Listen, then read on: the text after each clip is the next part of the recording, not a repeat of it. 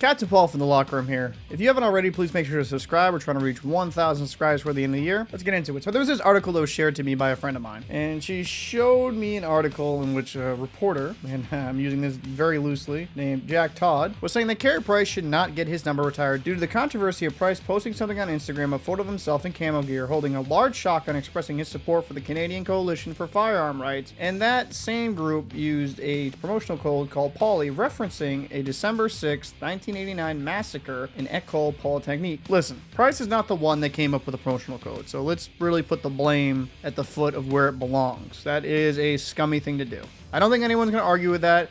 Using a tragedy and a massacre to kind of use a discount code is fucking kind of weird. So I'm not going to push back there. I'm not going to go too much into my own political beliefs because this isn't really a political channel. You can go to my other channel if you're really interested in my thoughts on that. But I think it came into a discussion of him not getting his number retired. So are we just going to throw out the excellence of Carey Price throughout his whole career? Because Carey Price, all time, is 22 on the wins list for goaltenders. In save percentage, he's 17th all time. Now, there could be an argument that, like, over the years, the newer goalies are going to have higher save percentage just because of the way the game is played and how the position has changed. But it still doesn't take away the excellence and the elite level goaltending that Carey Price brought to the Montreal Canadiens. Carey Price played with one 80-point player in his entire career, and that was Alexei Kovalev in his rookie year. That is insane. And it kind of throws out, in my opinion, the whole no cups thing. The Montreal Canadiens did not have a great team around Carey Price. Now, there were certain years they played better than others,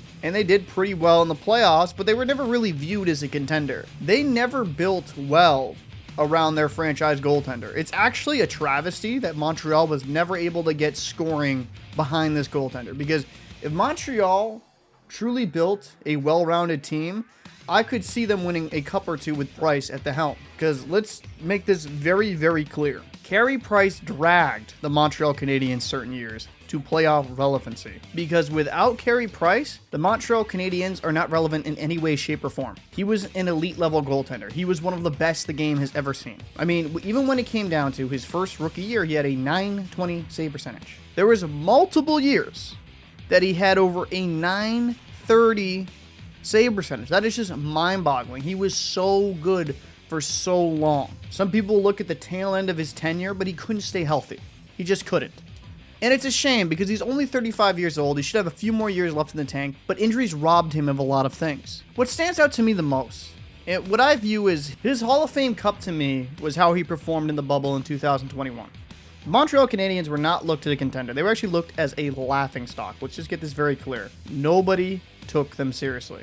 But what did they do? The Canadiens came back from their 3-1 deficit in their series with the Toronto Maple Leafs to win 7 games. They swept the Winnipeg Jets, and then they knocked off the Vegas Golden Knights in the Stanley Cup semifinals in 6 games. They ended up losing in 5 games to the Tampa Bay Lightning, but I don't think anyone looks down upon that squad for losing to Tampa Bay because no one expected them to go that far as they did. And the reason they went so far was, let's be very blunt, because of Carey Price. Carey Price played absolutely amazing in that run. Montreal was absolutely overmatched by Tampa Bay.